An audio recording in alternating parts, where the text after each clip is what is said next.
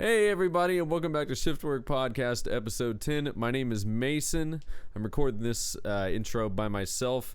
Just wanted to preface, we had a lovely talk with my close friend, my brother Ryley. I enjoyed it. I think y'all will as well.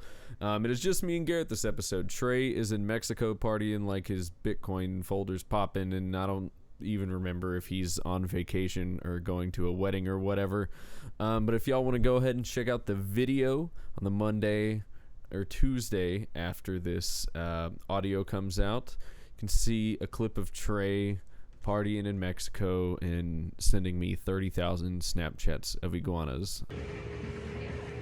Hey fam, this is Trey, checking in from Puerto Vallarta, Mexico. Got my mojito, got my hot chip. There's butts everywhere. The beach. Say hi, Isabel, guest appearance. Wish I could be there, fam. Yeah, shooting through some lasers. Let him vibe on the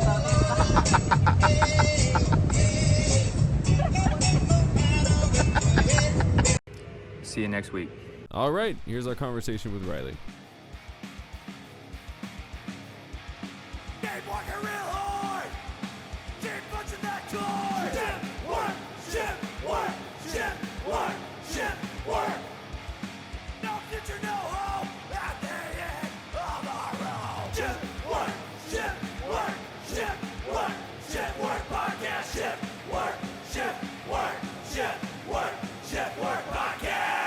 You and I have known each other a very long time. I think it started with Miss Powers. What was that? Geography? It was, dude, I don't even remember what she taught. It was some sort of, it was like geography or like, was it history? No, it wasn't history. It was like one of those history-like classes. I want to say it was geography, but I could be wrong.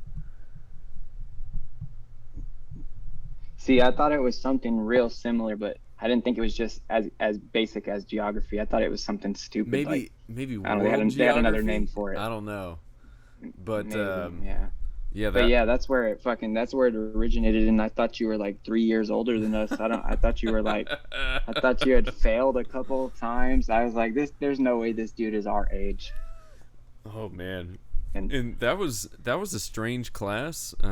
She was trying to get Ryley and I to babysit her very young children when we were like 14, which I could tell you right now I would not have wanted 14-year-old me and Ryley to babysit anybody's kids. And Miss Powers... No, that would have been fucking bad idea. Miss Powers got fired for being friends with students on Facebook. That's weird. But I think there was probably more to it than that. There was a lot of creepy, teacher-student shit going on at Tolosa Midway while we were there. Also, cop on student as well. Oh. Yeah, that was rough. Fucking dude, I actually it was like junior year. I was in speech class with Chapa, and McChester the molester, as we referred to him after, would come in and just sit in a desk and like flirt with Miss Chapa and leave every morning. And he came in to do it, and they called him to the office, and we jokingly were like, "Ooh," like he got in trouble, and he had been fucking like a 15-year-old girl. And he broke it off, and so she told the cops. Jesus. And I had her on Facebook, and she was like, "Yeah, I fucked that cop, blah, blah, blah, now he's in prison." Like, really crazy shit. Yeah. What the fuck was that girl's name, dude? Caitlin Carvajal. Caitlin Carvajal. Yep. We're gonna have to fucking bleep that one. Hell no, she ain't gonna listen to this shit. It was on local news. Oh, that's fair it's game. free then. game at that point. It's free game, public information. Yeah, we covered local news yeah. in the last episode. Oh yeah, which one? What did we cover on the? Oh yeah, you remember Bradley Ellis, the weird kid that was only there freshman year? Dude, yeah, I know the whole spiel on that. Fisher gave me the breakdown. Oh yeah, that's right. I don't know how Fisher always knows those things, but yeah, dude, it's almost like that. It's because of his parents. Oh, dude, he lived down the street from me, and he would like knock on our door at 10 p.m. like crying and shit, like, can I stay here? Can I stay here? And we were like, damn, his parents are really fucked up. And they were like, he's creepy. And his like dad had kicked him out of the house and was like, leave for like 30 minutes or whatever, because he was standing in the corner of their bedroom with a knife while they were asleep. Like really crazy shit. Yeah, dude. No, yeah. I mean, you could tell just by being around him in school that there was something way off about that dude. Yeah, I honestly feel bad for him. He's got to have some, if not multiple, like forms of mental illness. But I guess we could lead. Obviously, we spent a lot of time together in high school. What was your first job? I know you were like one of our friends that was working like super quickly in high school. Like what was that first job? My first job was at Miller's Barbecue. You will know, Garrett. Ooh, oh, well, no, Garrett boy. will know what Miller's. Of course I know Miller's. For sure. But yeah, I worked there from the like a month after I turned 16 all the way till after we graduated high school. Oh no shit! I didn't realize you were there for that long. Yeah, I worked there for almost 3 years, or maybe a little bit over 3 years. Around 3 years I worked there, and I mean honestly, like there's some shitty stories, but Miller's was a fucking crazy job. Like the friends and the people that I worked with and the friends that I made working there, dude, some of the craziest people I've ever fucking met in my life. And I mean, we would just get fucking ripped and just cut meat all day, dude. That was my life. Just slanging meat and getting ripped in the pit room, because there was already so much smoke just going up out of the vents that it just blended right in. Go out there, rip a pipe real quick, run back up front and cut fucking 20 people's meat, just waiting for another fucking smoke break. See, that's really funny. I would have never expected. I mean, it makes perfect sense that you could smoke in the smoking room, you know, and no one would be able to tell. But I just wouldn't have thought to do that. We had, dude, the crew that we had, dude, when there was a moment in time like where we were all pretty new. Like the only one that had been there for a while was the manager, and like at one point he told me, he was all, dude, if this crew sticks around, this is gonna be one of the funnest crews that have ever worked here, dude. And I was like, all right, well, so I mean I ended up staying because it was fine, you know. After school, it was an easy job. My mom was tight with the owners, you know, like I guess the wife of the owner of Miller's used her for travel and stuff. My mom's a travel agent, so oh, nice. That's how the connection came about, and I got the job just off word of mouth, you know, like, yeah. Hey, my friend's son needs a job, so I got the job real quick.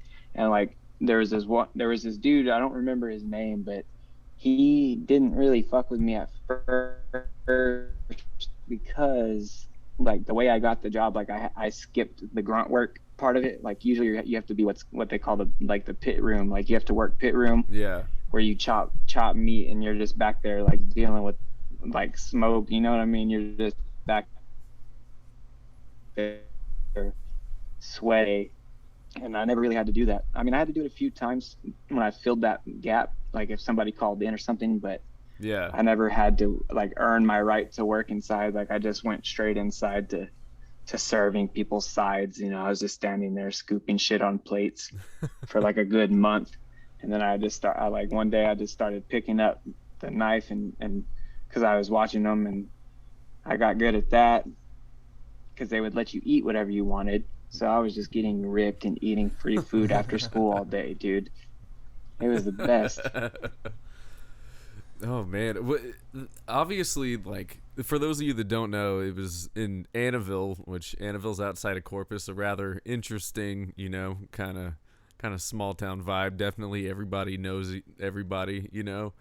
And people from Corpus always think that Annaville is so much further than it really is. It's y'all don't, of course, but like the people who don't come here, they're like, and you live in Annabelle? What are you doing over here? I'm like, what are you talking about? It's 20 minutes from here. So with, at least in my experience working restaurant jobs, like you mentioned that, like obviously you get super tight with coworkers. Do you have any stories that stand out as far as like just things that happen fucking around, or just anything like funny that happened interpersonally, or even as far as drama? There was never really any drama. Everybody was pretty chill, but the thing was, like, everybody burned, but we had this system where, like, because there was this dude Jordan who is the owner's son, but he basically runs the show at this point. Yeah. And like we could see it was pretty much flawless, because like the way that the restaurant's set up, you see everybody who pulls into the parking lot.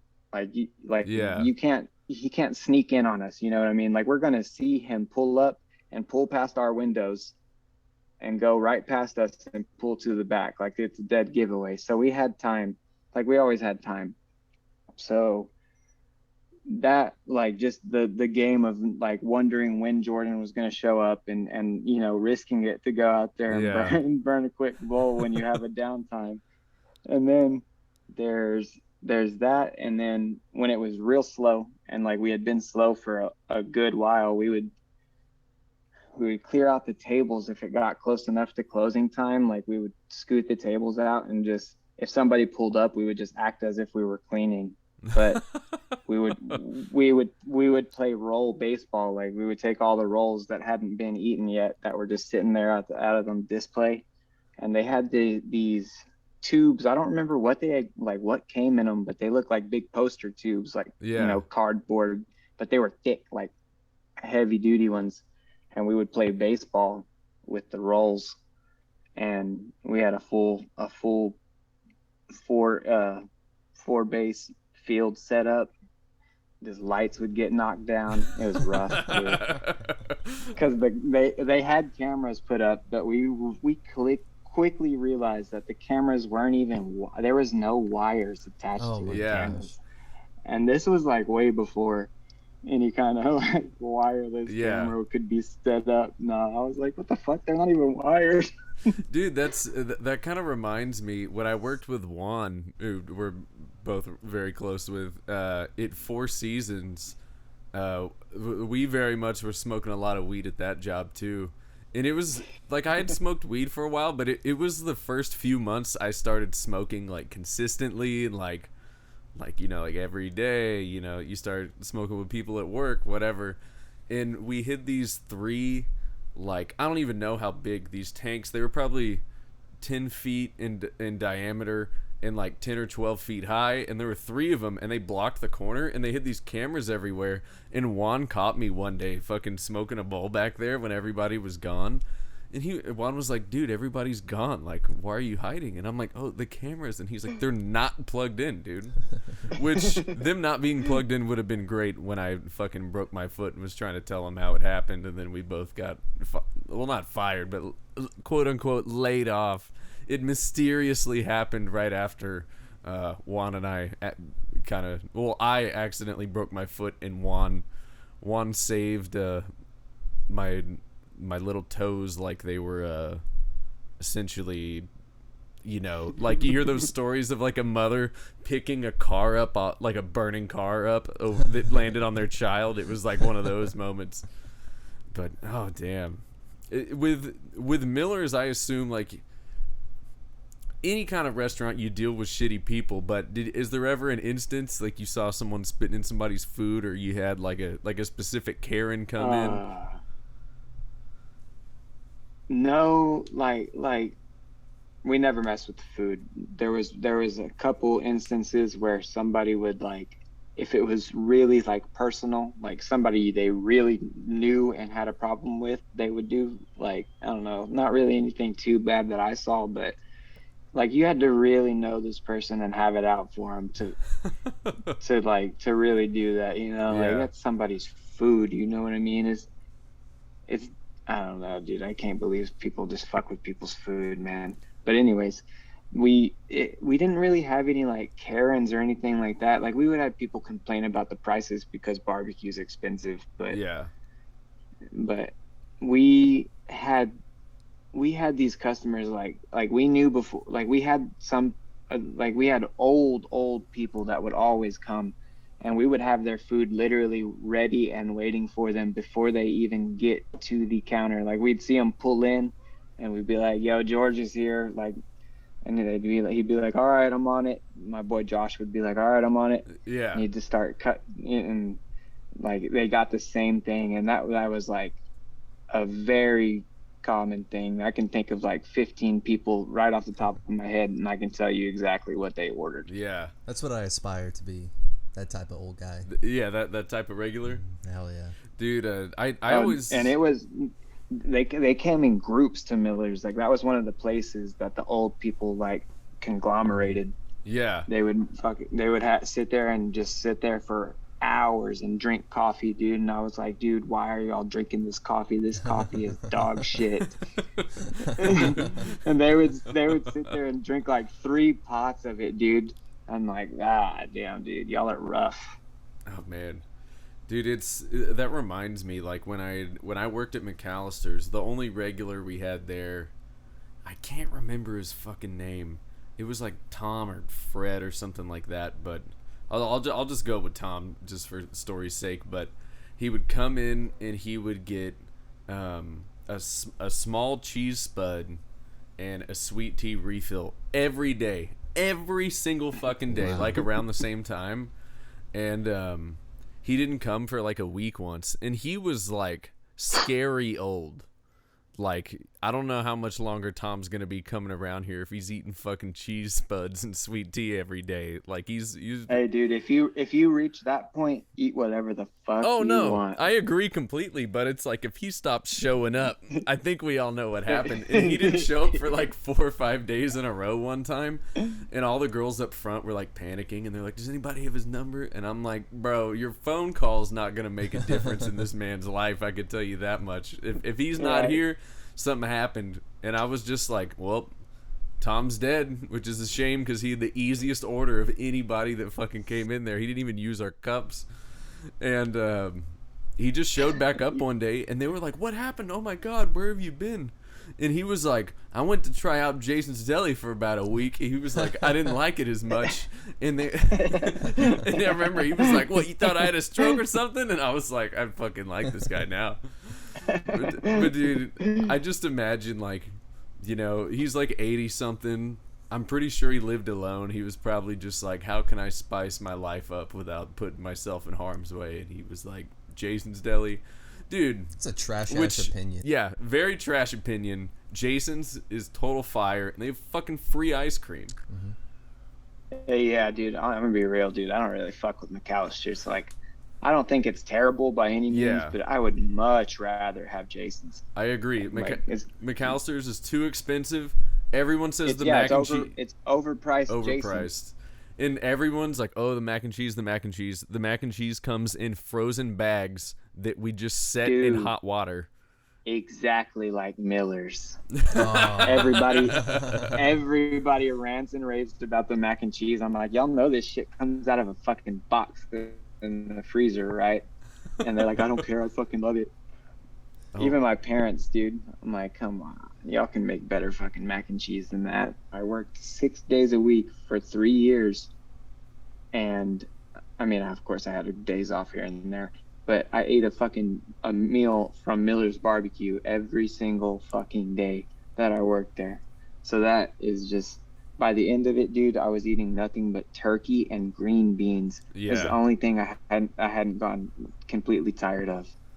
Yeah, dude, I fully understand. I've gotten that way with most restaurants. Even even talking about McAllister's, I worked there for like 7 or 8 months, and I ended up making weird shit. Like I would, like I'd be like tuna, pepper jack on a croissant, lettuce, tomato, honey mustard, like just weird shit. And one day, Dylan Romel from Blind Owls, he worked there. And I saw him at a Studio B show, and he was like, dude, I know it sounds gross. He goes, you got to do the honey mustard with guacamole. And I'm like, that sounds revolting. And I tried it, and it was fucking incredible. But you only got half off food. You couldn't get free meals. And if you had to remake something, you had to throw it away. You couldn't take it home, which I think is totally beyond me. And our first GM didn't give a shit. She was like, no big deal. Take whatever food home that's a remake, like it's going to go in the trash anyway. Second GM started enforcing it, so I started deliberately stealing food, like just to spite him. And so I would take we had these giant tortillas, these wrap ones, like way bigger than burrito tortillas. And I would make like 2.5, 3 pound burritos with like crazy shit, and I'd put them in the panini press, and I would slide them in my apron, and I would walk out with them. And yeah, never got caught. And I would eat sandwiches where the cameras couldn't see. Like I would make half a sandwich and grill it and just put like the whole fucking thing in my mouth. And I got caught one day, and he would like wrote me up. I was like, okay. And the next day, in the middle of my shift, I got a text that I got that job working at Hard Knocks. And I was like, yo, Tony. And he was like, what's up? And I was like, I quit. And I went out the back, and I like threw my apron. It was fucking awesome. It was such a good feeling. Oh, man. But so... Yeah, I wish I had the satisfaction of quitting a place like that. Yeah, And I also want to apologize to anybody listening that heard me guzzle that water if it was gross. Oh, no, I no. didn't even think about muting it before I took a big gulp. Oh, you're good, man. It's no big deal. How did Big you gulps, big juice cups? Bell, big juice cups, dog. I ain't say that shit in a minute. How did you quit Miller's? Oh, dude, I didn't get quit. I got fucking shit canned, bro. No way. I didn't know that. Yeah, dude. I got fired. What's fucked up, dude? All right, y'all tell me, is this some bullshit or not? I worked the same schedule, like I said, for 3 years, and then all of a sudden, they wanted to throw a loop at me, and this was after high school already. You know, like I'm used to working afternoons, always afternoons. I never even look at the schedule. I know when I work. Yeah. I don't have to look at the schedule. Okay, well, anyway, they fucking changed the schedule without any fucking sort of warning, and they call me, you know, I don't know, I guess at 11 whenever they're about to open, and they're like, where are you? You know, you were supposed to be here. And I'm like, what are y'all talking about? They said it's been on the schedule. And I told them what I just told y'all. I'm like, man, I don't even look at the schedule. Nobody told me anything about me having to work morning. And anyway, that all, that blows over, and they're like, all right, well, you better be here tomorrow. And by that, I didn't really pick up, and I didn't even think to check, like, fuck, am I supposed to work tomorrow in the morning as well? Or am I supposed to, do they just mean show up for my next shift? Yeah. Okay, no, they wanted me there in the morning. I didn't go. I show up at my normal shift at 3:30, and I walk back there, and I see a big ass fucking Sharpie line through my name. And I'm like, what the fuck? That's weird. And I look through the big Sharpie mark, and I see that on that day I was scheduled to be there at 9:30, not 3:30. And I'm like, oh fuck, here we go. So I walked over to Stacy's office, and here's the thing. I think if it was just Stacy there by herself, I could have got my job back. But Jordan was there, and Jordan already didn't kind of like me because I was always just that guy that, I don't know, like I did my job and only my job. You know what I mean? Yeah. Like I didn't cater to show out for him whenever he got there. And a lot of people would try to kiss his ass and talk to him all the time. I just kind of kept to my own. Yeah. And he just wasn't having it, dude. He was all, no, that's two no call, no shows. That's it. And I'm like, all right, dude, whatever. So that was that. And I didn't have a job for like a week.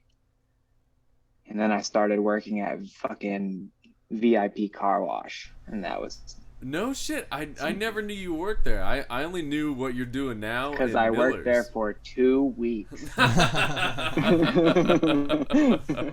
did that go? How'd you get that job? Dude, I just showed up and they said, yeah, just show up tomorrow.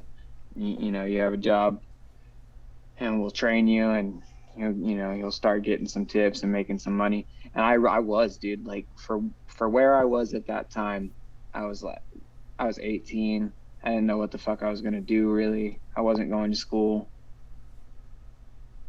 And I just started working there, and I would leave with like $50 in tips every day, and then plus whatever my paycheck was going to be. Yeah.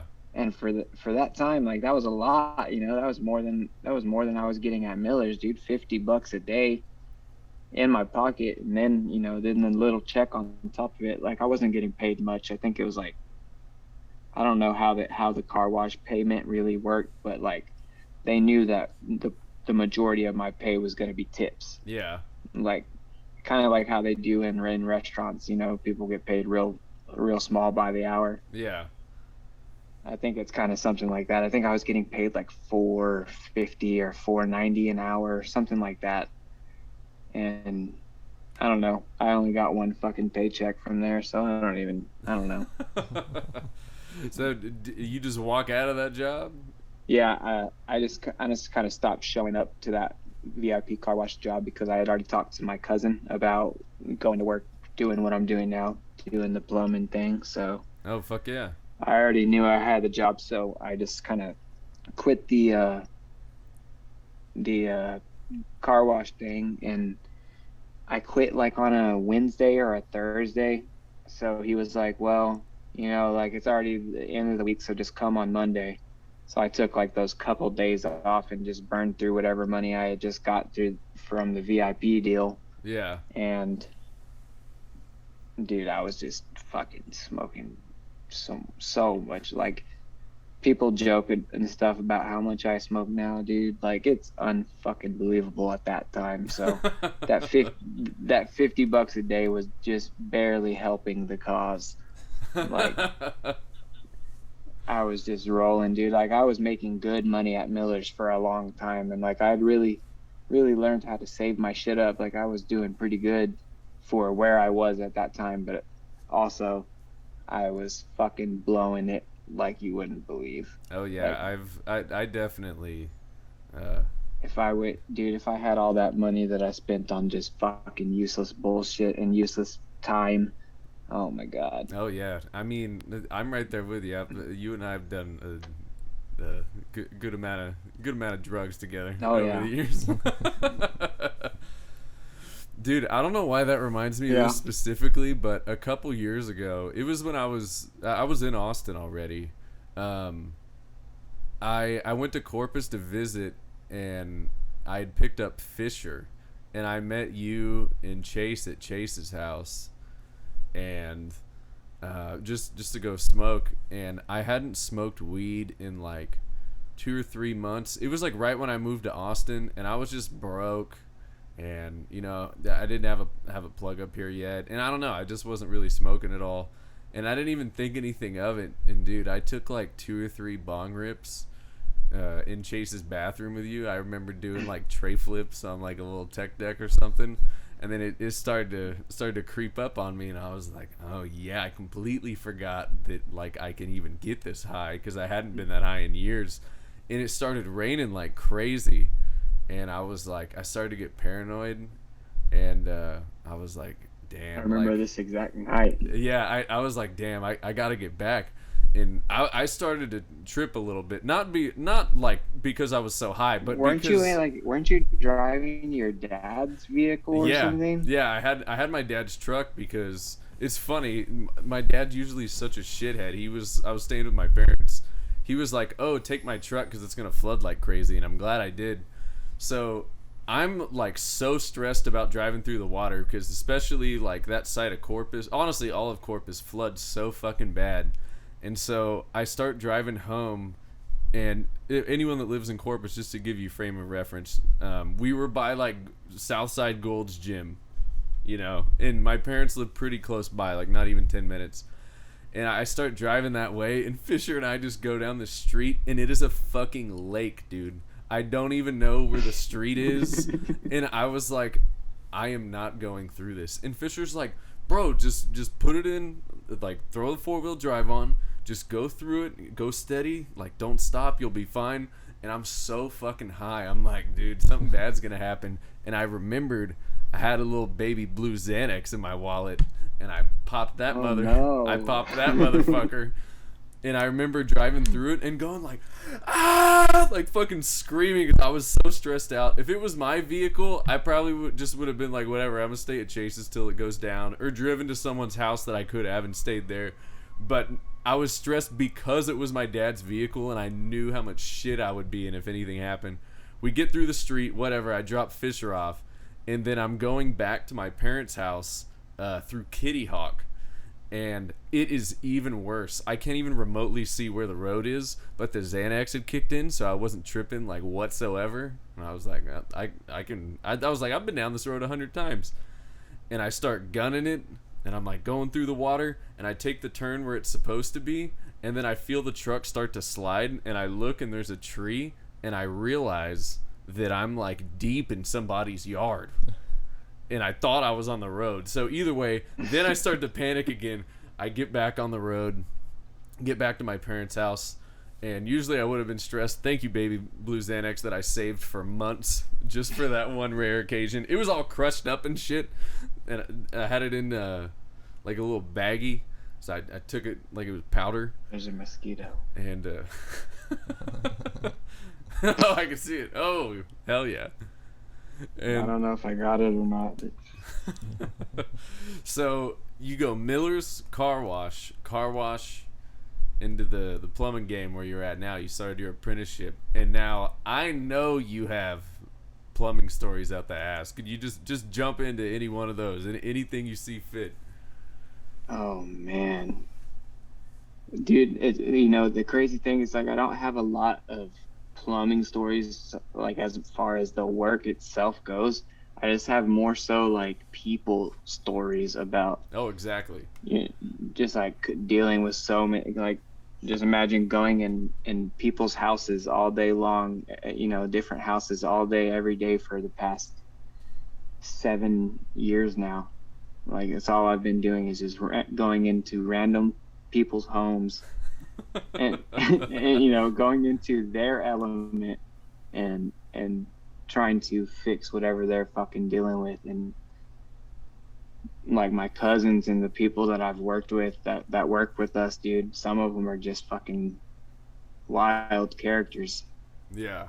Like my cousin Robert, at one point, this is just one that sticks out more than any.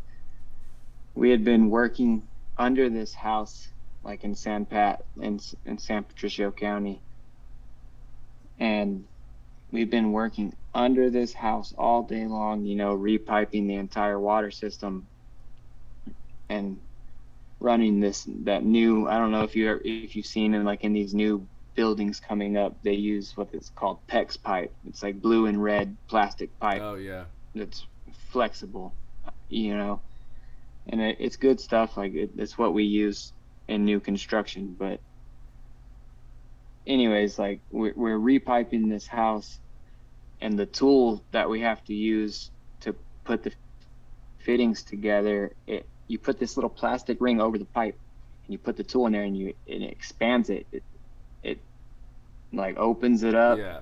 and then it leaves the fitting open for a little bit, and you put it over the other, you know, whatever you're attaching it to, and then it shrinks back down. It has memory. And we had been using that tool all day long, dude. It's probably the day hadn't even finished yet, so it's probably like 2:30, but we started at 9. So we had been using it for that long, and it starts to give out on my cousin Robert, and he's getting pissed, dude, and he's fucking hitting it on the beams underneath the house, dude, getting all pissed off, trying to make it work. It keeps locking up on him. Like, it'll expand, and it's supposed to shrink back down. Yeah. And it won't shrink back down, so the tool's just getting stuck, and he can't get it out. So he's just getting pissed, and all right, we both get out, and we have another guy that works for us, Vern. He's working with us, helping us out, and he's been doing that stuff up inside the whole time, so he doesn't really pay attention to what Robert's doing. And I get out, I'm just drinking my water bottle on the patio, and I'm talking to Vern about whatever he's doing inside. And all of a sudden, we just hear fucking gunfire, dude. Oh my god. Three loud shots, and we're in the middle of nowhere, and we got the key to work at this house. Like, the people that live there aren't there. They're out of state, and we are in the middle of nowhere, dude. But just the initial shock of hearing just gunfire, and then we turn around, and Vern had been in the military, so it spooked him big time, dude. He jumped like you would not believe, dude. Yeah. Grown man, dude, almost jumped out of his skin. And we look over at Robert, dude, and he had just blew 3 holes through that tool. It's a Milwaukee PEX tool is what you call it. And he just lit it up, dude, with a 9mm. He shot it? Dude, he shot it. and then the next day we're sitting at the property, and he tells my cousin Daryl, who's the boss. He says, Daryl, I gotta get a new PEX tool. You can put it on I can take it out of my check. Just take $50. Take $50 out of each use.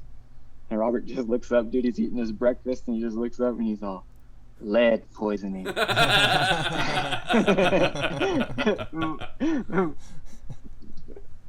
My cousin's all, you fucking shot it. Holy shit, man. That's fucking insane. When you were telling that story, I was wondering where the gunfire was gonna come from. I did not expect him to fucking unload on the tool. Dude, he lit 3 holes right through it, dude. It was one of the funniest things I'd ever witnessed. And dude, there's just been a lot of stuff. Another time that I wasn't a part of, but I used to work with this dude named Ben, who is Robert's. Like, they grew up together. Him and my cousin Robert grew up together. So one day when Robert had already, Robert's dad helped build this company too. Like, he just passed away. He was 93 years old, and he'd stopped working at 90. He was at the shop every day when he was 90 years old, and then he hurt his back, so he couldn't. He just stopped coming in every day. But the point, where was I going with that?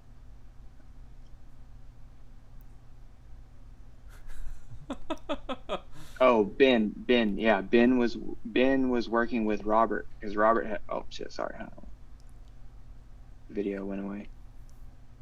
Robert had already been doing this for a few years, so Ben was riding around as his helper, and Robert cannot fucking stand mayonnaise, dude.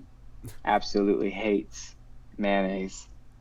And they pull up to this old lady's house at the end of the day, dude. They've already had a long, hot day. Right in the middle of August, dude. Right in the middle of summer. Just hot. They have one last call to go to. This old lady has a stopped up kitchen sink, or like a stopped up sewer. The whole sewer stopped up. I don't remember what it was, but there's this gallon, like the the Hellman squeeze bottle of mayonnaise. Yeah. Like, there's one of those, a full one, that had been left outside for some reason, and it's just sitting on the little steps that lead up to the house. And you can tell that, dude, it was about to pop. You could tell it was about to explode. And Robert looks down at it, and he just jokes, like he hovers his foot above it, and he's all, ha ha ha, you want me to do it? and Ben looks at him, and he's all, dude, don't even touch it, dude. Don't touch it even lightly. That thing's gonna blow. and Robert just lightly kicks it, dude, and that thing explodes and sends rotten mayonnaise directly up Robert's nostrils, dude. And he gets a fucking mayonnaise drip, and he just instantly starts just throwing up, dude. And at the same time, this old lady's coming outside, dude, because they had just rung the doorbell. So this lady looks down, sees them throwing up, or sees Robert throwing up, and looks at Ben, says, "What the fuck is going on?" And he was all, he hates mayonnaise, and that thing, like it exploded on him, and like Robert can't even stick around to do the job. Ben's covered in that rotten mayonnaise, but still has to go inside and figure out what the problem is, and has to handle it all himself. He doesn't even know what the hell's going on. He's only been working there for like 2 months. Oh my god. But just the thought of Robert getting exactly what he fucking deserved. That's fucking nasty. That's pretty much how Garrett feels about mayonnaise. Oh yeah, that's my worst nightmare. Oh, dude, he does not like it. He's not a fan of the mayonnaise, man. Dude, I hated mayonnaise. I can live or I can take it or leave it. I kind of feel the same way. I hated it for so many years. I'm a mustard boy. I'm big mustard vibes. I'll take mayo over mustard. I'm not a mustard fan, man. I just can't do it. I don't know what it is. I love mustard, dude. I fucking love mustard. Oh man, I don't know what it is. I like that kind of shit though. I like horseradish and shit like that. You know, like bitter shit like that. I like it. I don't know. It's just how my tastes are wired. I like grapefruits. Ooh, yeah. I fucking love grape, dude. You know what I miss more than anything, and no one will feel my pain like you? The fucking grapefruit Red Bull, dude. Dude, let's have a moment of silence for real. All right, here we go. Moment of silence.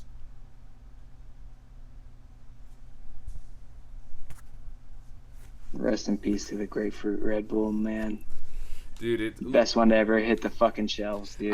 I don't understand how they would get rid of it dude, it truly doesn't make any sense. And I don't see how they got rid of the fucking cranberry and just replaced it with the bullshit ass watermelon one, dude. Oh, yeah. I know. That's the worst business move I've ever seen, dude. Because, dude, you think, okay, popular alcoholic drinks. Vodka Red Bull, vodka cranberry. Cranberry Red Bull, fucking 3 birds, 1 stone. It should be should be fucking an easy move, but yeah, I don't know what the fuck Red Bull's doing. I know you. No, and their newest one sucks. What's the new one? Dragon fruit. Oh, see, I know you feel opposite of me, but I've been off the sugar bowls for a minute. And I've been doing the sugar free. They got rid of all the sugar free flavors too, which really weren't that great to begin with. But the yellows, man, to the old faithful, dude, for me. It is the only ones that are always good. Yellow's the best, man. But Red Bull's the only fucking drink that changes taste. Like you like it for so long, and then all of a sudden you're drinking the same drink you've been drinking, but it tastes wrong. You know what I mean? Yeah. You're like, I don't like this anymore. What the hell? And it's just like one day to the next. It's not like a gradual thing. Yeah, dude. I totally fucking understand.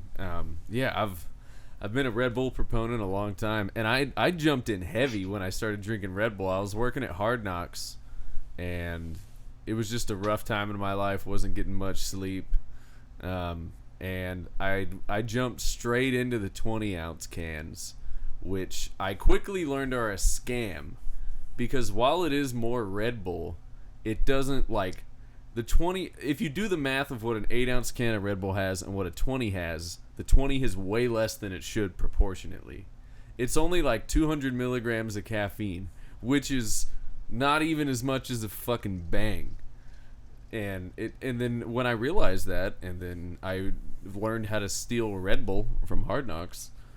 Dude, anything past a Red Bull makes my heart feel like I'm gonna die. See, I don't know what it is about those other drinks, dude. They fuck me up. I drank 2 bangs a day for so many years, and I can't do it anymore. I can only drink Red Bull. I don't know, and I can't even drink coffee anymore. Coffee makes me anxious, but the Red Bull I can do. I have no fucking idea what it is. Red Bull has found its way back into my life and is now even a current staple. I've been on that 12-ounce sugar-free every morning. I got a couple in the fridge right now. I'm off tomorrow. Maybe I'll pop one at 10 p.m. See what happens. But energy drinks have never really had an effect on me. Yeah, that's for whatever reason. That's what's weird. What they do with, they don't like give me a real effect, like as far as keep like giving me energy or anything like that. But I do feel like I can focus more. Like, I mean, you know, I'm fucking smoking before work and during and fucking whenever. But I do feel like Red Bull helps me focus on whatever I need to get done. Like, I feel like it mentally helps me. Not so much giving me energy or anything, just keeping me alert and focused. Weed does that for me. It weakens that? That's fucking wild. No, he said weed does that for him. Like, makes him zero in. I like to wonder. Man, I feel like we did Ryley a disservice. I should have bought a wrap so we could have smoked with him in the middle of this. Damn, dude. I'm fucking up. Well, we'd have to blur it out anyway, but it'd be kind of funny. Just like a blurred screen for 7 minutes or whatever. Dude, yeah, dude, I'm gonna have to be careful on where I post this and shit because my fucking mom follows me on Instagram and shit. I'm gonna have to put it on my close friends. I'm gonna have to do close friends list. Oh yeah. yeah, man. You don't need to promote if you don't want to. It's no fucking problem. Oh hell no, I'm gonna fucking promote it. Dude, I haven't been smoking too much recently, and I got a wild hair up my ass, and we smoked a blunt last night, and I was fucking zooted. I was zooted. I was on like I was a little microbacteria on fucking Neptune all night. It was kind of fun. I almost had a panic attack for about 15 minutes, but I worked through it. All was well. You're probably gonna have one anyways. Yeah, you gotta work through it. Yeah, that's true, dude. I don't know what made me think of this story, but I think it's worth mentioning. I believe. Okay, obviously, I know you remember this.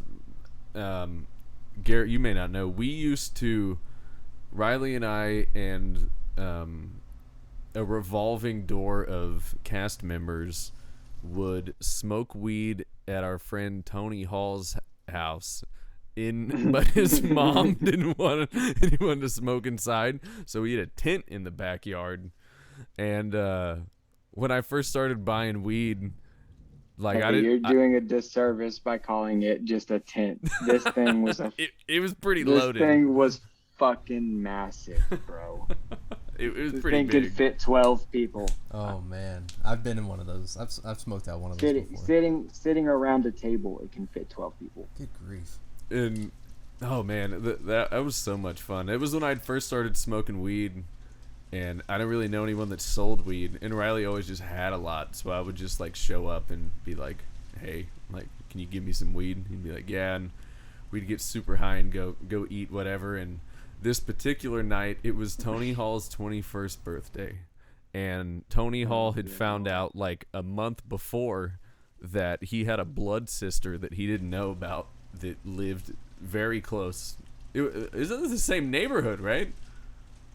No, I think she lived like in Kingsville or something. Oh, okay, never mind. I must have made that up, but so they were. But I mean, like, it's close. Yeah, definitely close. So that they rekindle, well, not rekindle. They kindle, their relationship, trying to get to know each other, and they go out, and Tony gets so fucked up. It's his 21st birthday, and I was smoking with Ryley and Juan in the backyard, and Tony comes back. He's telling us about drinking with his sister and everything, and Ryley. We're at his house. Yeah, we're at his house without him there. He shows up. We just go in the backyard, and everybody knew the drill, and oh man, god damn, it was so funny. Tony shows up all fucking sloppy, and I had never seen anyone take a dab before, and Ryley was like, "You want one?" And I was a little apprehensive, but I was like, all right. So I take a dab. It is fucking murdering me. Like, my throat, I'm just high as fuck. and I think Ryley saw that I was like climbing that THC mountain a little bit too much, and you were like, yo, you want to go to Dairy Queen? I'm like, yeah, let's go to fucking Dairy Queen. So we drive down there and we're eating inside, just chilling, average night. And Tony's like, I'm gonna walk down the street and get cigarettes. And we're like, all right. And like 90 minutes pass, we're way done eating. Tony is nowhere to be found. And we're calling him, and his phone's dead. And Riley's like, we should go look for him. And we walk out to the car, and we hear him.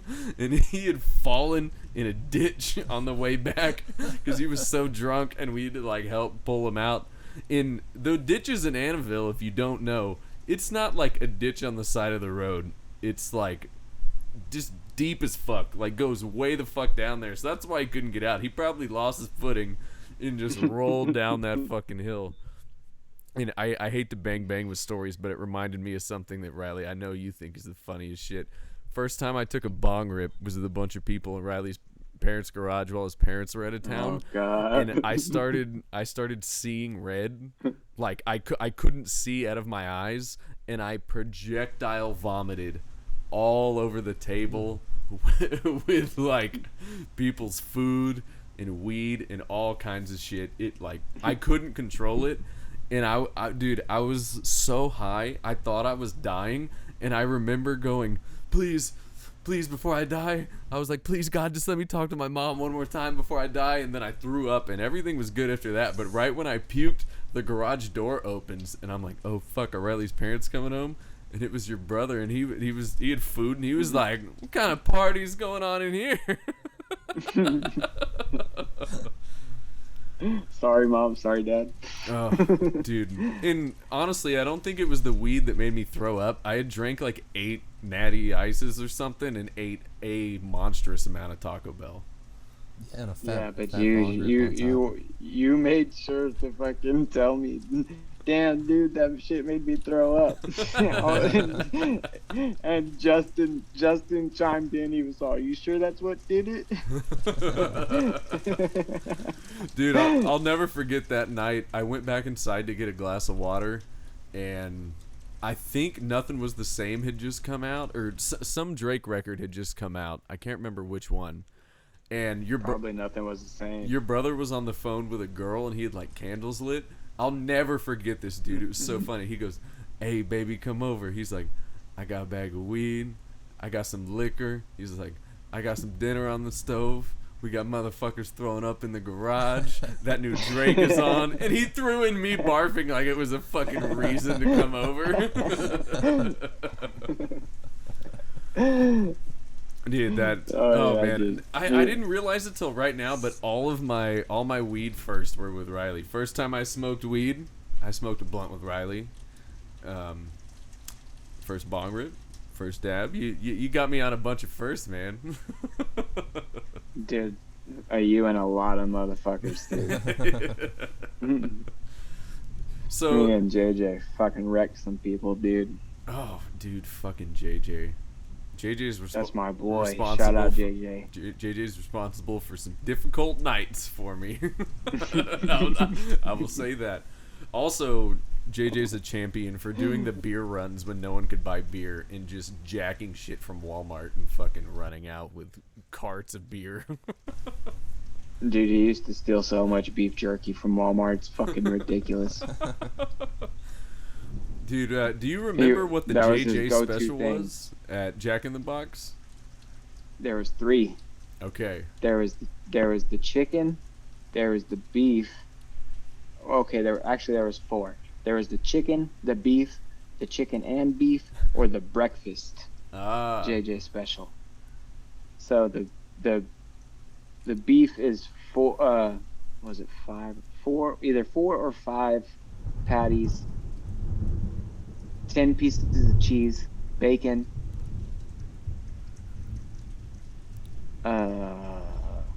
and just I think that was it. But I think it was like 5 patties or 5, and then of course the mix was, I think it was beef patty, chicken, beef patty, chicken, beef patty.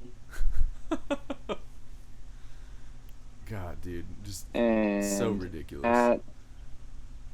And then breakfast one was it had just like every single breakfast item all into a massive super burrito that took 4 tortillas to make. Oh God. And it weighed about as much as my son does. Yeah, if you went through the drive-through, JJ, just what do you want? Oh, wow. It just, but like No, he's got to make it right. There was also times where he would text, I would text him and he would just be like, "You have to order something." Yeah. Like just order 2 large Cokes. And I would go and order 2 large Cokes, and he would hand me 2 large Cokes with a giant bag filled to the top with tacos, probably 30 tacos. Oh my God. And a bag filled to the top, like one of the big bags filled to the of curly, and just send me and Justin home with it. Like there's each. Never happened. We fed his entire family. Yeah, yeah. Shout out to JJ. JJ's the fucking man. I haven't seen him in a long time. Dude, the amount of money that man owes Jack in the Box is fucking incredible. Oh man, dude. I don't even know if we could get into the Flynn house. I don't know if that's a smart idea. But let's just say there was one night. JJ. That's for another day. Yeah, the getting into the details of Flynn House has to be on another podcast. I don't know if I want that on the internet per se. It started out all peachy. All peachy, dude. It's oh man, dude. It was just a fucking trip. Dude, it was bad. Without giving away any details.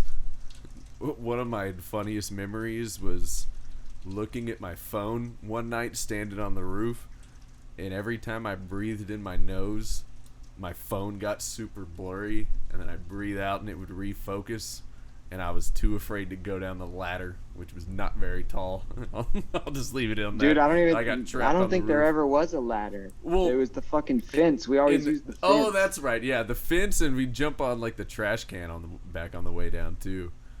Dude, yeah, the fence was sketch once you were already deep in it. Yeah. Oh man, definitely some fun times though. But oh man, I'll never forget JJ being real trippy one night and like a little deeper than you should go, and he was just like, "Anybody want to go play tennis?" And that motherfucker went and played tennis for hours. So. With your current job, have you had anything with like a pipe exploding, you get shit on you, or like I don't know what else you what else you got with? Do you have anything with like customers acting strange? Yeah, dude.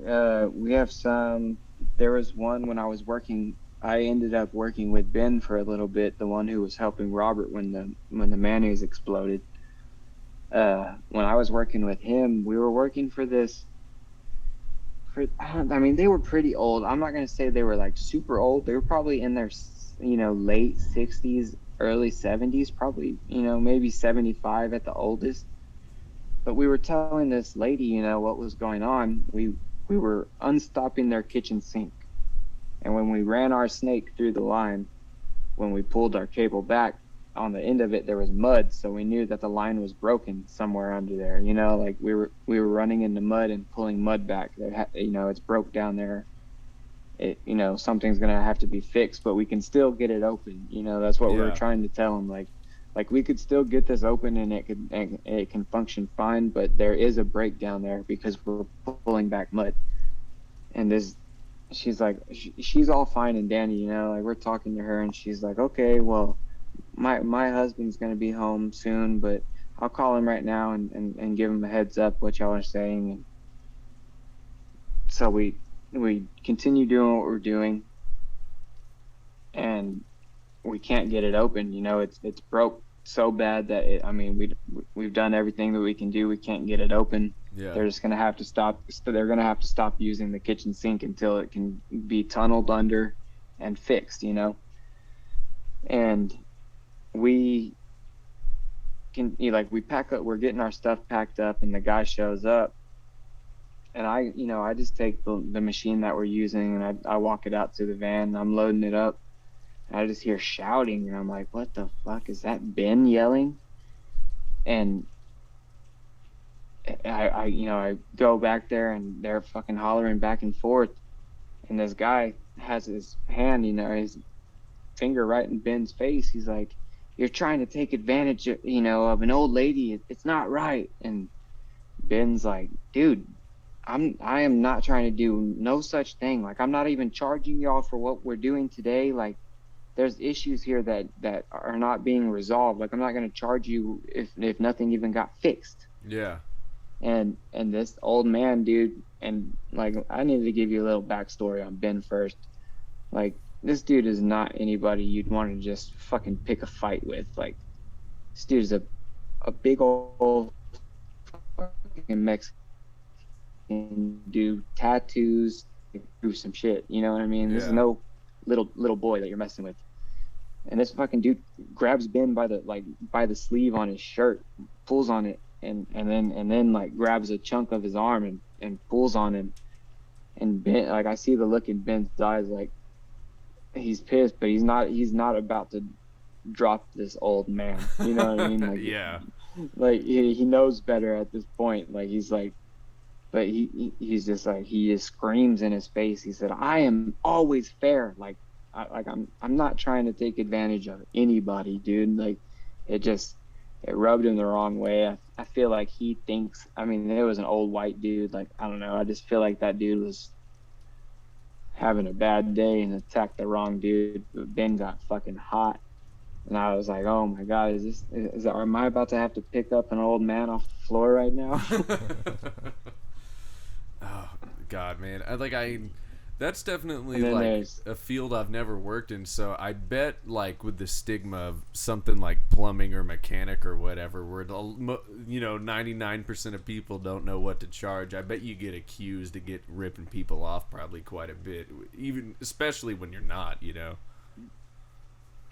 Yeah, honestly, we don't get accused of like ripping people off too much, and like, that really just comes from people who don't have money. Like, I'm not even trying to be like mean or sound shitty, Yeah. but that's just what it comes down to. Like, the only people that really act like that are the ones that, are looking to get something and not pay no matter what. Like, they were never planning on paying you no matter what the price is. Yeah. Like, we could have been $50 cheaper. You still would have had this same spiel, and you wouldn't have paid then either. So, like, Yeah. it's not worth the hassle. Like, we lose money. If people don't pay us, we don't lose money, but we lose out on the time that we spend helping those people out and not getting anything in return. Yeah. That's like, now we're getting a lot. Like, we're having to do a lot to our normal customers to make up for other things now, like stuff that we used to do as a part of the job already, we're having to charge for. Like, as far as, like, if we change out a water heater, now we have to charge, I think $50 to haul off the old heater and dispose of it. Yeah. And that used to just be part of the deal.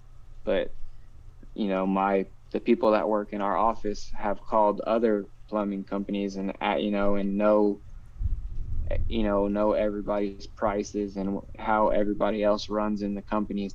So we do exactly what we have to do to stay right there in the competitive range. But we still are pretty much, we're pretty much cheaper than all the other companies in Corpus by at least $10-15 an hour.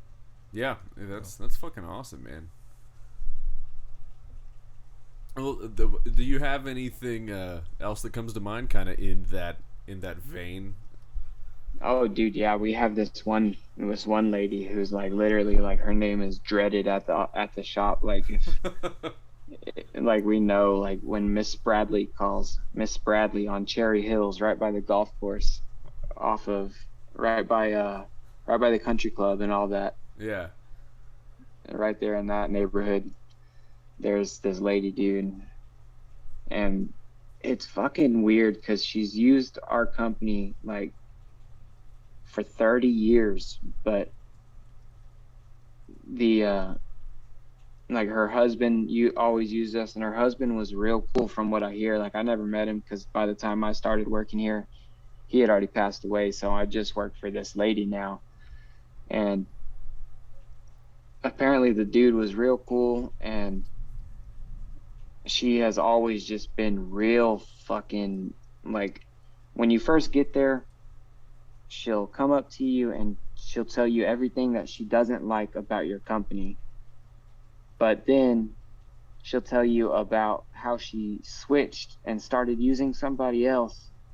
But I just couldn't believe that it could get any worse.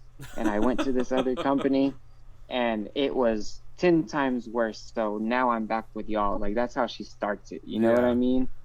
But with this the whole time, like with this attitude, like what she's saying is not like bullshit that nobody would really listen to. Yeah. You know, like she's just talking shit about our company repeatedly every time we get there to help her out again. You know what I mean? Like it doesn't make any sense. And like one time I showed up, I was working with Ben. This was when I was 21 years old. I had just turned 21 because that's what brought up the conversation. She had this thing about how I couldn't go in her house unless Ben went with me, you know. Yeah.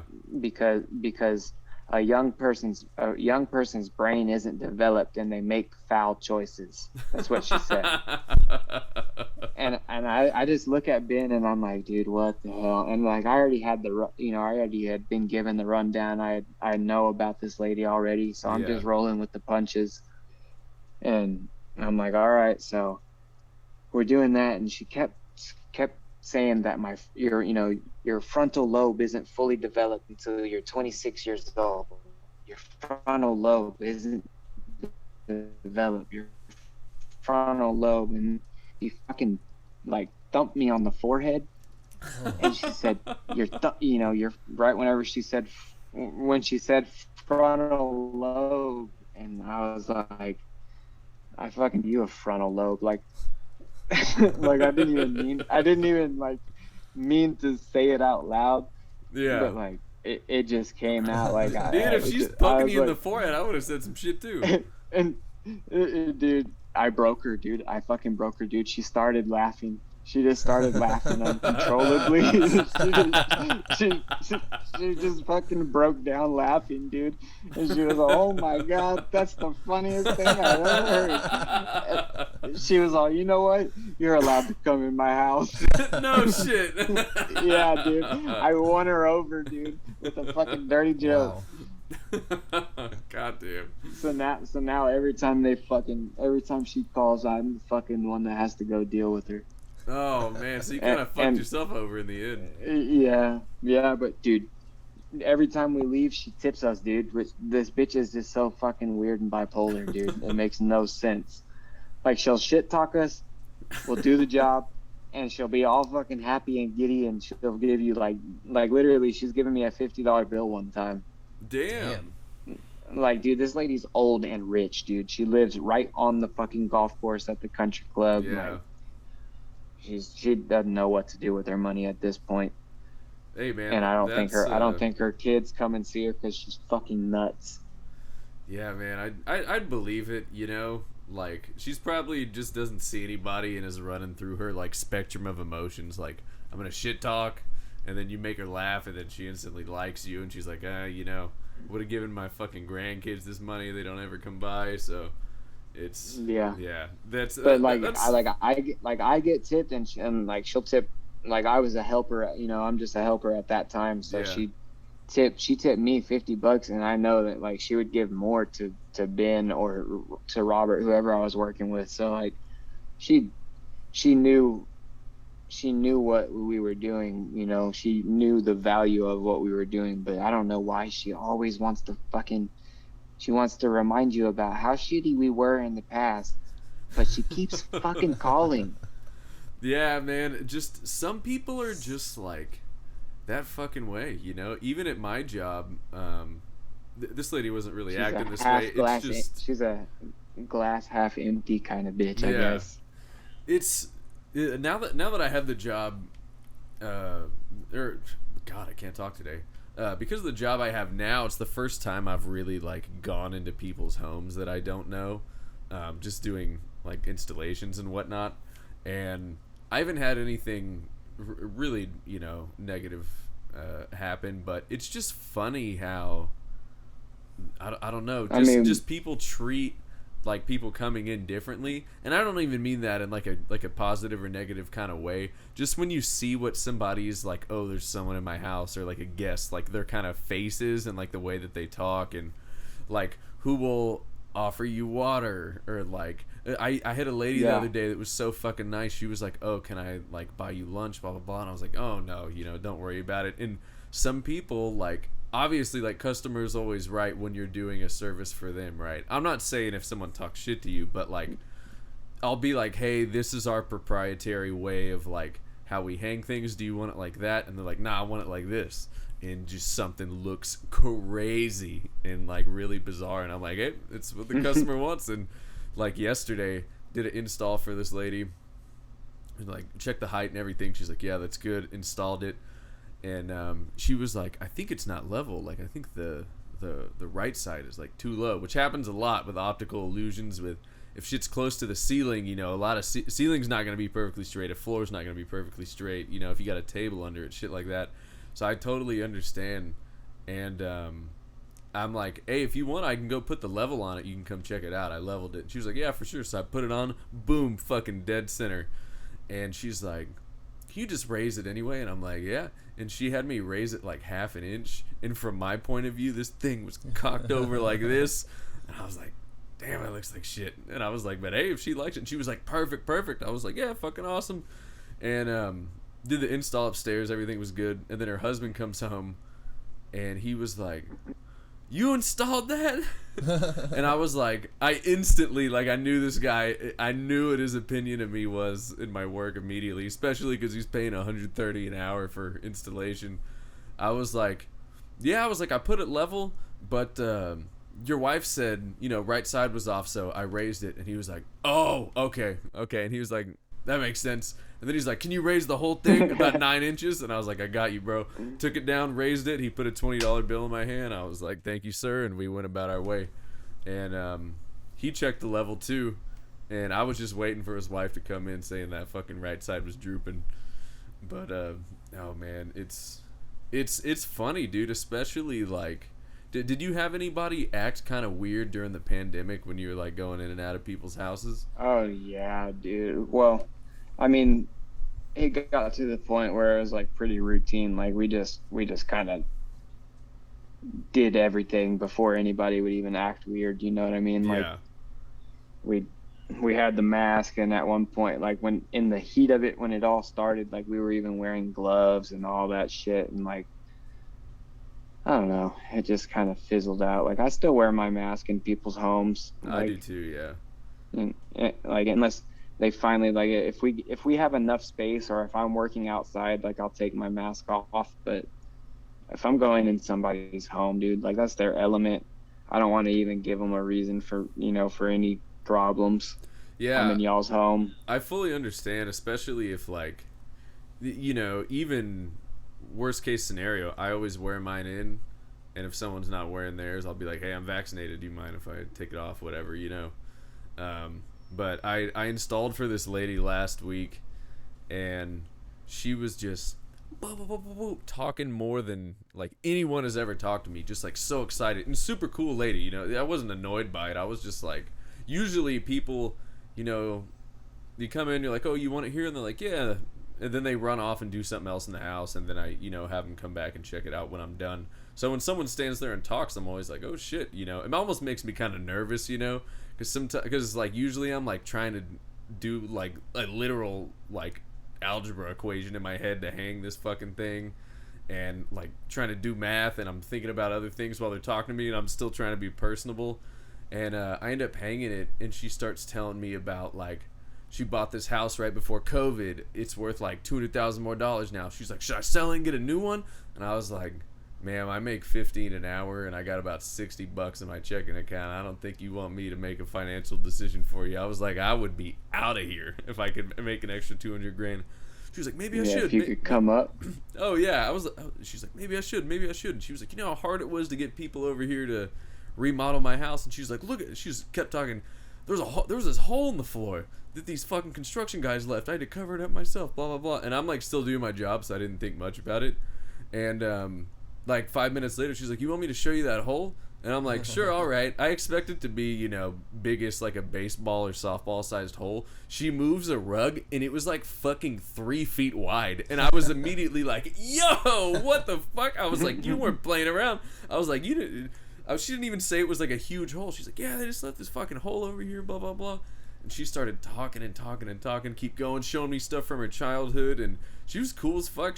I found out after I Googled her, she was like an assistant, like director or producer or something on a bunch of like kind of shitty movies, but cool as fucking lady. She starts telling me about her breakups, all this shit, and I'm like, dude, like nobody is ever this open with a stranger, you know? Maybe you sit next to someone on a plane or something, that you know you end up saying shit like that.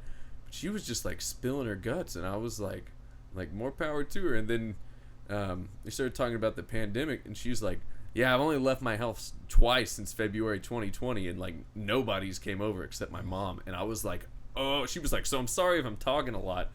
And I was instantly like, you say whatever you want to say, dude. Like I got a slow day, you know, anything else you need put up, like I got you. She was super fucking cool. Gave me some weird energy drink I had never heard of that gave me heart palpitations, so she was cool. Shout out Mary, you were cool as fuck. If you hear this, give Garrett a job. I wish I knew your occupation before I went in your house. That's another thing, because like we deal with so many, I don't know, just like I work in fine art, so there's fuckloads of money, you know, like anybody buying this shit, like at least in more. How did Joe Rogan break that fucking statue? Dude, I don't know the full story, but we have multiple locations, so I went to our location at the Domain to like pick up some paintings or something, like transfer in between locations. And the consultant that was there, she's like brand new. She was like, yo, you'll never fucking guess who came in here. And I'm like, who? And she was like, Joe Rogan came in and was like looking at shit, and he was like, yeah, like I need to get some art for my house and like some other places. And she was like, cool, like exchanged, you know, like emails with him or whatever so he could come in and buy shit. And people started like piling in the store, and he was like, oh fuck, because you know he's like the most easily recognizable dude. And she was like, yeah, he like broke something and then he left, and his wife came back later and like gave me her information too. And I was like, oh. And this was like a month ago that she told me, and I didn't think anything of it. And then she called me and was like, hey, the artist wants to pick up that piece that like Rogan broke. Oh, and she said when he broke it, he was like, I can pay for that. She's like, I fucking know.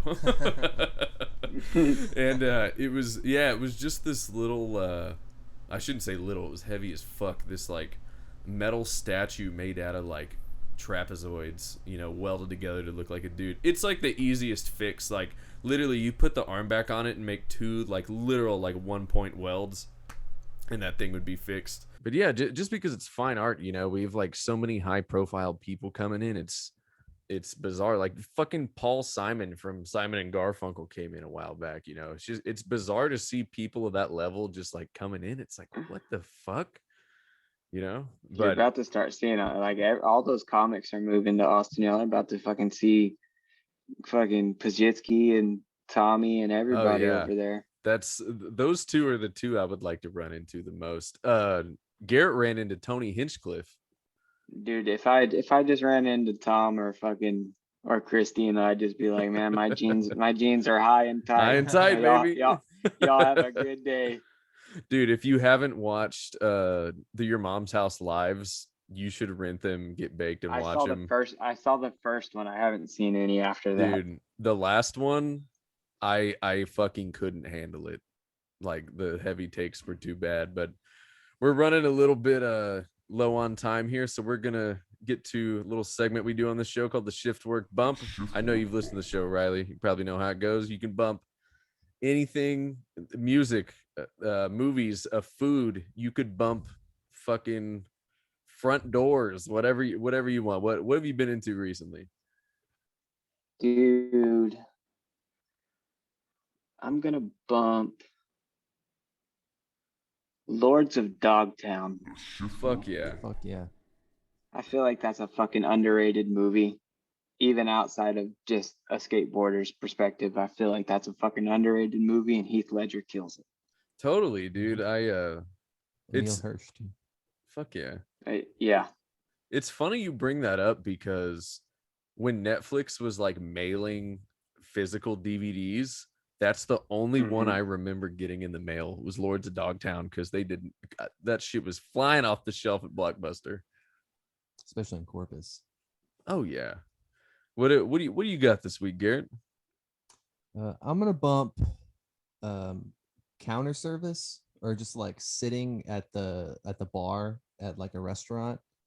You know, I went and got some breakfast and sat at the counter, you know, drank my coffee and ate my food and watching Sports Center up on the TV, you know, where they're lining up all the food and stuff. Yeah. It's nice. It's peaceful. I like that a whole lot. You know, I can resonate with that a lot. Like, especially like right after I turned 21, when I could just go sit at a bar, you know, after work and just have like 2 beers and just like stare at the TV for a minute. That's the shit. Damn, I didn't really think of mine too much. Hell yeah. Fucking What no. you got? What you got? Fuck. Also, I want a bump station t-shirt I got on. Oh hell yeah. Crispy. I'm never this ill prepared. Usually I just end up like thinking of whatever like food or something recently. You should bump your gluten-free diet because that shit. It's been working. It's been working. Yeah, Is it Been fucking you bumpable? up too. it's. I don't like that. I don't want to be that guy. I'm gonna bump. Damn, dude, everything I'm thinking of, everything is negative. Because we ate pluckers today, and it made me sick. And then for some reason, I thought of non-locking tuners and how my strings were breaking. You know what? I got it. I'm gonna bump locking tuners on guitars that cut your strings for you, because my dumbass ripped through almost 2 pairs of strings yesterday, trying to string a guitar super fast because people were gonna come over and hang out, and I didn't want to look like I was showing off by stringing my guitar when somebody comes in the door. I'm going to bump locking tuners, those of which I have never owned, but definitely need to. I've got them on my Hell strap. yeah. They're great. I'm learning how hell. to play Nights by Frank Ocean on ukulele. Oh, you bitch. I knew you'd Fucking like Christopher that. Drew over here. I knew you'd like that. That's No, funny. dude, honestly, when I play that shit, I can play that shit if my son is having a tantrum, and it fucking calms him down, dude. That's puts him awesome, in man. puts him in like a hypnotic state. Fuck yeah. Well, Riley, I love we're out you, of time dude. here. Garrett, I want to fucking get to know you better, hang out in person. Can't wait to fucking go up there and chill with y'all. You know where I live. Yup. Well, I love you, Riley. Hell yeah, I love you, Mason. Thank you for being such a great friend all these years. You're genuinely one of my favorite people in the world, man. And my Dude, mom still asks about you all the time. Dude, I love you. Is he I okay? love your mom. I can't wait to see your mom again. Can't wait for all this COVID shit to finally be gone and everybody just be back to normal, chilling, fucking getting ripped, getting Fuck yeah. biz. Just can't wait, dude. Absolutely, man. Well, I love you, dude. Y'all stay safe. I Take love it y'all. easy. Later. Thanks for coming on. Later, man. Yes, sir.